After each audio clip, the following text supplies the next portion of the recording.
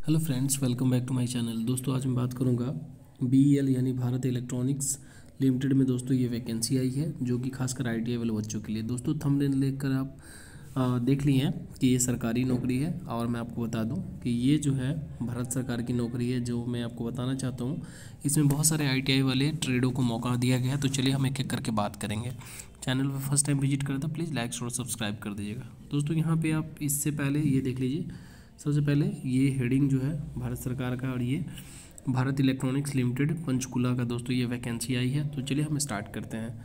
सबसे पहले टेक्नीशियन की ये बात करते हैं, जो कि दोस्तों ITI में क्या है कि ये जो है इसमें बहुत सारे पद हैं, लेकिन मैं खासकर ITI वाले बच्चों के लिए ये मैं वीडियो बनाया हूँ। इसमें देखिए टेक्नीशियन C की बात है, जिसमें SLC यानी 10th प्लस ITI प्लस 1 साल का अप्रेंटिसशिप इन द ट्रेड मतलब आपकी होनी चाहिए। उम्र की बात करेंगे तो 1 फरवरी 2024 तक आपकी जो उम्र है ये कितनी होनी चाहिए, 28 साल होनी चाहिए। और आपको इसमें 3 साल का वेटेज जो है OBC को दिया जाता है, और उसके बाद 5 साल SC ST को दिया जाता है। यानी आप इसमें 3 साल जोड़ लीजिएगा, SC ST है तो 5 साल जोड़ लीजिएगा। डिसिप्लिन या ट्रेड की बात करेंगे तो इलेक्ट्रॉनिक्स मैकेनिक में देखिए 10 पद दिया गया। नंबर ऑफ पोस्ट की बात करेंगे तो देख लीजिए, तो यहाँ पे 10 पद हैं, जिसमें UR जनरल के लिए 4 पद हैं, EWS के लिए 1 हैं, OBC के लिए 3 हैं और SC के लिए 2 हैं। कुल मिला के 10 पद हैं।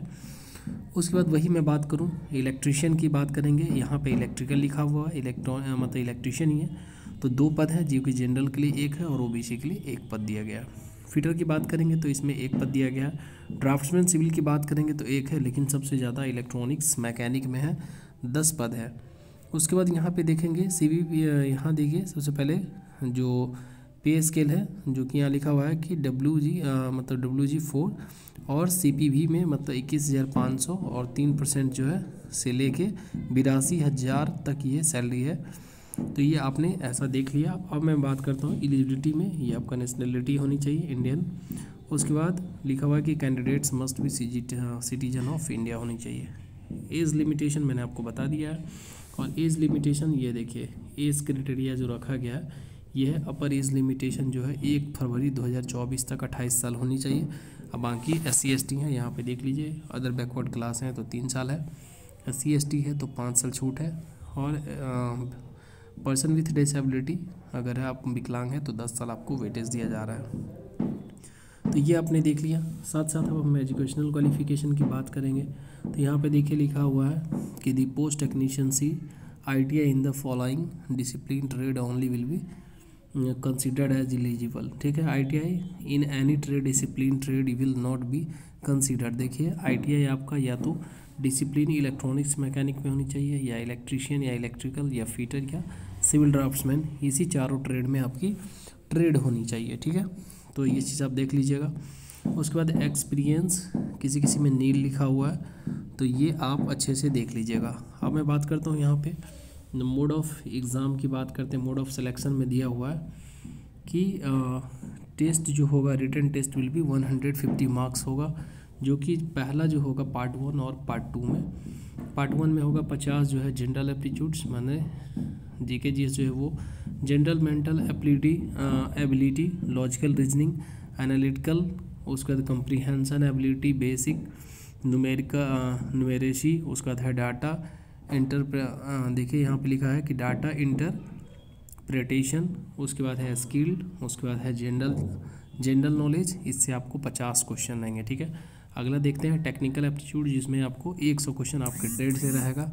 कुल मिला के यहाँ पे 50 प्लस 100 यानी आपको कुल मिला के 150 क्वेश्चन जो है यहाँ पे रहने वाला है। तो यहाँ पे देखिए परसेंटेज ऑफ मिनिमम क्वालिफाइंग जो मार्क्स दिया गया है, अगर आप 35% पार्ट A और पार्ट B में दोनों में लाते हैं 35%, तो आप इसके लिए एलिजिबल हो जाएंगे, पेपर मतलब क्वालिफाई कर जाएंगे। SC ST को 30% लाना है फिर पार्ट 1 में, और पार्ट 2 में भी उतना ही लाना है। तो आपने ऐसा देख लिया। उसके बाद मैं बात करूँ फॉर्म भरने की जो फ़ी रखी गई है, तो फॉर्म भी एप्लीकेशन देखिए आपको जनरल OBC EWS है, तो आपके लिए क्या होगा 250 प्लस 18% GST देना होगा। एज SC ST कैंडिडेट है तो लिखा हुआ कि candidates are exempted from the payment of application fee, उनको छूट है। उसके बाद है candidates have to enter the SBI collect reference number, तो ये सब देख लीजिएगा। उसके बाद आपको मैं बता दूँ instruction for the making payment में स्टेट बैंक ऑफ कलेक्ट लिखा हुआ है, एक्सेप्ट टर्म एंड कंडीशन। तो ये सब चीज़ आप इसको स्क्रीनशॉट लेके दोस्तों रीड कर लीजिएगा। मैं आपसे एक इम्पोर्टेंट बात है कि जो लास्ट डेट रखा गया फॉर्म का, ये देख लीजिए 13 मार्च 2014 को ये लास्ट डेट है। आप इस पे जाके आप इसको लॉगिन करके अपना फॉर्म जो है देख सकते हैं। ठीक है, तो thank you so much. I hope आपको ये दोस्तों वीडियो पसंद आई होगी और सभी डाउट क्लियर हो गया। अगर कोई भी डाउट है तो प्लीज़ आप कमेंट करिएगा, मैं बिल्कुल जवाब देने का कोशिश करूँगा। Thank you so much. फिर मिलते हैं नेक्स्ट वीडियो में। चैनल फर्स्ट टाइम विजिट करना प्लीज़ लाइक और सब्सक्राइब कर दीजिएगा। Thank you.